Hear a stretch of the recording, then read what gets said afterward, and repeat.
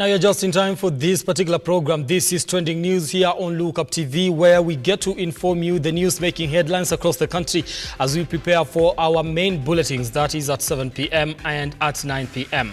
My name is Brian Amwai, and join me for the next 15 minutes as I bring you up to date with the news making headlines. Now from the political front, Azimio la Umoja One Kenya coalition leader Raila Odinga has dismissed reports that he is endorsing Wiper Party leader Kalonzo Musyoka as the coalition's presidential candidate in the 2027 general elections. Odinga spokesperson Dennis Onyango stated on Monday that the praise for Kalonzo should not be interpreted as the party's position on its 2027 political ambitions, given that the elections are 4 years away.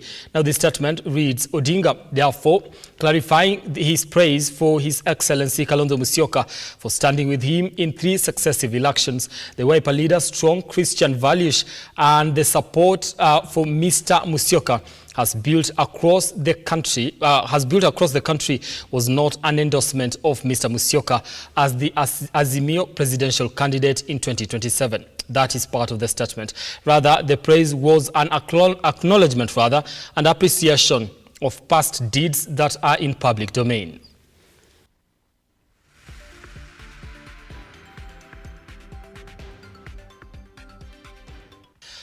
Now, away from that, DP Rigathi Gachagua has launched the Smart Primary Care Network (PCN) for universal health coverage (UHC) that will ensure there will be continuity of service from community level for access to basic healthcare services up to level 4 facilities where specialized care is offered.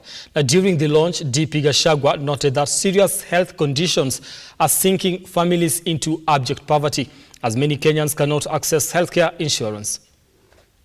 We have many challenges as a government because of the situation we find ourselves in, the kind of economy that we inherited, the global challenges that are affecting each and every country. But in our 5 pillars in the Kenya Kwanza plan, it is obvious and it's clear that within the next 6 months, the fruits of the great work done by the CS and other stakeholders will be felt by the people of Kenya. Kwa hivyo yale yote tuliahidi, matunda ya kwanza kwa Wakenya ni mabadiliko katika sekta ya afya. Serikali yetu ikishikana na counties imetoa program ya 100,000 community health promoters ambayo wamepatiwa vifaa, na leo hapa Bureti nimeshuhudia kwa boma ya mzee vile hizo vifaa zinafanya kazi, na kwa hivyo tutakuwa na afya nyumbani. Wewe utapata watu wanakuja kukusaidia pale kwa boma lako na familia yako. And this is a great intervention by government in our health sector. And I can tell you without doubt, the fruits of this intervention will be felt in every homestead across the 47 counties. Now, the East African Portland land evictees continue to decry the inhumane nature in which the government is forcing them out of their land. Now, the demolitions, which have now entered day 4, have seen property worth millions destroyed as homeowners are rushing against time to save which can be salvaged.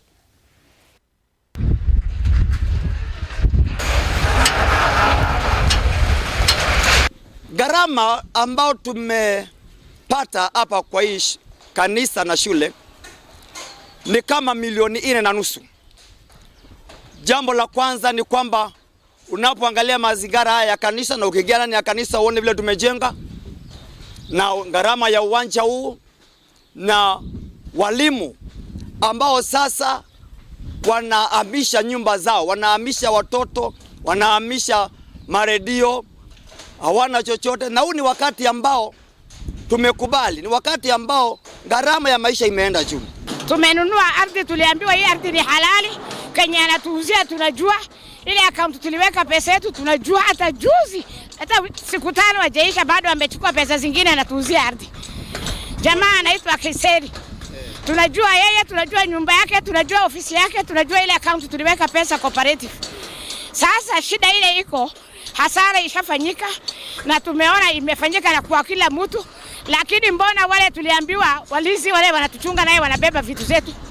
Mlango wetu yote tumerogota kwa boma ya askari.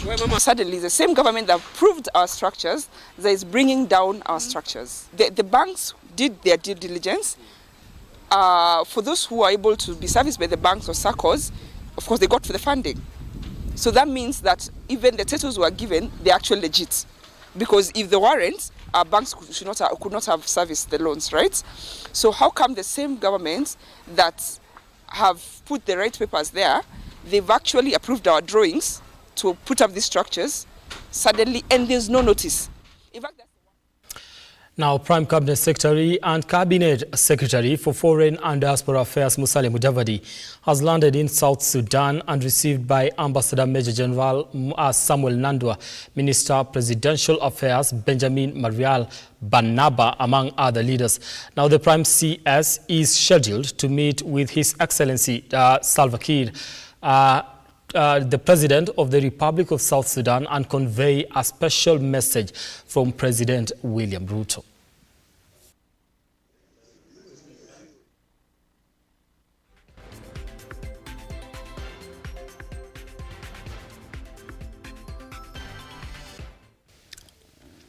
Away from that, back here in the country now. Renewed attacks at Takwel Chesong and along the Kenya-Uganda border have left tens of people dead, hundreds of livestock stolen, property destroyed, and people displaced. Now, learning paralyzed in schools and development affected since the year began. Now, the residents of West Pokot are decrying negligence from authorities, which they say has contributed to the insecurity. Now, the residents say they have been left to look after themselves.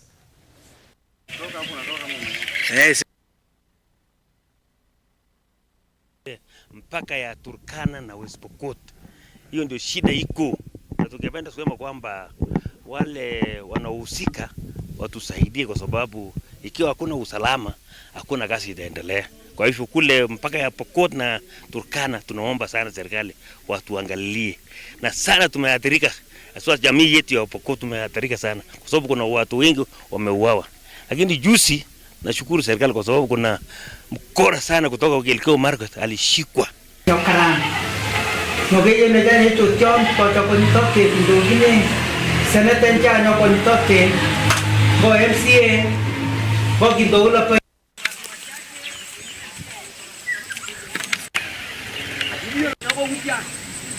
sara disi omba matakana kaya ngui na karera takanya la kerite memeta ndio hiyo bichini na Pokot dona ng'ombe moja ilikuwa haya hata mashule yetu ambayo yalifungwa kwa sababu ya lack of security ama kutokuwa na amani, yalifungwa sawa na mashule ya majirani yetu, mashule ya majirani wa upande wa Elgeyo Marakwet na mashule kwa upande wa Baringo, lakini mashule haya sasa yamepatiwa security na pia wamepatiwa vyakula ili waweze kurejea na masomo yaendelee kama kawaida. Ya Pokot ilibaki ni neno la mdomo tu, na tuliahidiwa ya kwamba kutakuwa na security kwa mashule yetu ambayo ni karibu mashule 7 upande wa Chesegon, na mpaka sasa hakuna chochote ambacho kimefanyika. Yangu iko na shule yangu iko North Pokot Maribikas kitambo kwa Turkana. Turkana mekuja kupamoa. Mechukua maiketi, mechukua kila kitu. Hii shule imeharibika mpaka saa hii. Now, a student from Nyamira was defiled a week before the kick-off of the KCSE exams. Now, the girl child from the vulnerable family learning at a nearby day mixed secondary school was accosted by 2 young men who were neighbors and sexually assaulted.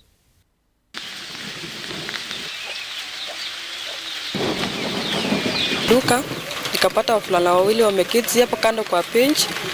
Mmoja akaniita, nikamwambia unaniita saa hii usiku, unaniitia nini? Alafu kwenda kusonga mguu mmoja, wakanishika juu, wakanipepa, wakanipeleka penye wanaishi. Huyu mmoja akarudi akafunga hiyo gate.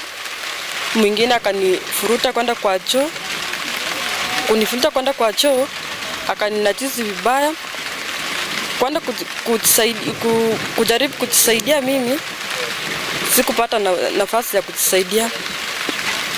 Akaniweza nguvu, akaninajisi vibaya sana. Wakati alimaliza akatoroka. Mimi kupanda hivi kuja juu nitoka kwa hizo nyumba zenye wanaishi, nikapata yule mwingine walinishika na yeye amesimama kwa mlango. Sasa mtoto wangu ameumia vibaya, alidhulumiwa vibaya, hata mimi kama mama nasikia vibaya kuhusu msichana yangu. Sasa wanaona kama mimi sina kitu, ni mnyonge. Wana sitawafanyia chochote. Mimi ni masikini. Mimi nachuna chai kwa majani ya watu huko, ndio wananipea pesa, ndio nalisa watoto wangu vile mnaniona mimi ni masikini wa hai. Sina kitu. Siwaya hiyo matarau sasa wananionyesha sina kitu, siwezi fanyia wao kitu. Sasa ndio wanafanyia mtoto wangu kitendo, sitawafanyia chochote. Naomba tu serikali inisaidie. Now, the 2023-2024 robotics season has kicked off. Now, the current season, which runs until February 2024, will see students who have an opportunity to test their creativity in both the regional competition and the Masterpiece First Lego League Challenge. Now, STEM Tricks Director Christine Onyango is confident that the season will act as a booster to encourage more students to enroll in STEM courses, as well as highlight the importance of integrating robotics in teaching STEM subjects in schools. Well, the First Lego League Challenge is a tournament that has been there since 1998, and in Kenya we did introduce it in 2006 during our very first time launch, and had our very first tournament in 2017, and since then we've seen a very good improvement in terms of the number of kids taking place and even the outcome that comes out of it. Compared with the first year and our last season that occurred in March this year, we've seen great improvement in students who took part in those seasons. So there's a lot of confidence that is coming up, there's a lot of creativity, there's a lot of expressiveness, and it's just magical.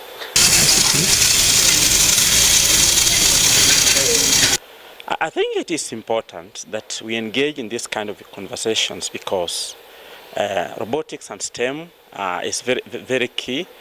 Because when you look at technology, it's rapidly changing, and we need to leverage on the opportunities that technology bring, not just at a personal level as individuals, but even for the benefit of this country, for the benefit of this region, and for the good of the world. Because technology comes with these benefits in the form of helping us address the challenges that the world faces, and of course, including even Kenya. We are facing many challenges, and we believe that technology can provide solutions to some of these challenges. In Kenya, right now, so many schools are now getting into robotics. I'm seeing so many children innovating so many things. And so when we look at also STEM, where we talk about science, technology, engineering, and math, many students are now moving out of the, mostly if I talk about the art subjects, and coming now to the robotics. So I think it is a good thing that we have got. If I was to give the statistics, I'll give around 40% of the schools in Kenya now they are doing robotics.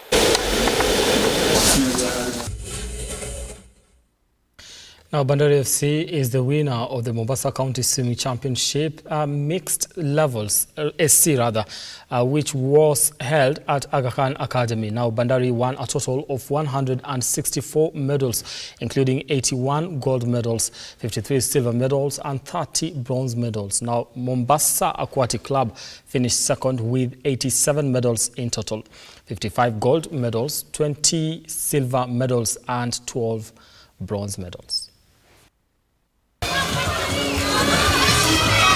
Events so far have been really good. I really enjoyed doing 50 Mr. Freestyle, where I got myself a new PB, and 200 IM, which I really found challenging, and beat my friends, which I was really looking forward to and tried for a long time. I go to school here at ACOM, and I look forward to the future of swimming, and yeah. The events so far have been good. I've swum 50 meters freestyle and 100 meters backstroke. And 50 meters freestyle, I'm happy I got a new personal best of 30.97. And 100 back, I reduced my time to a 121, which I'm really happy. Experience so far has been very good in my past events. I've reduced all of my times, and the event I'm most proud of is probably my 50 breast, because I reduced 1 second, and that's really a big accomplishment for me. Swimming is, especially in Mombasa, it's one of the core sports. Mostly football and athletics is definitely at the helm in this country, together with rugby. But swimming also has some very talented athletes.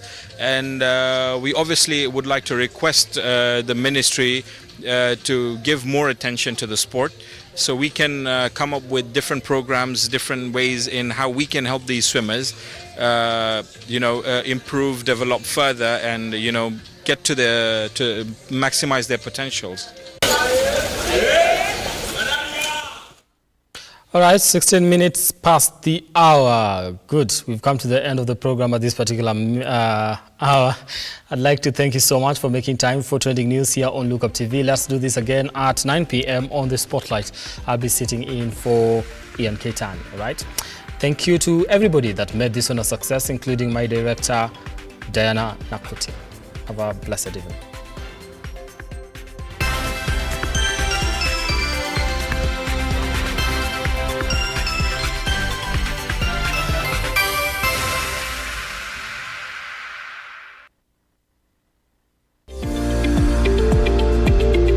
We value your feedback and welcome your complaints about our programming and operations. Feel free to get in touch with us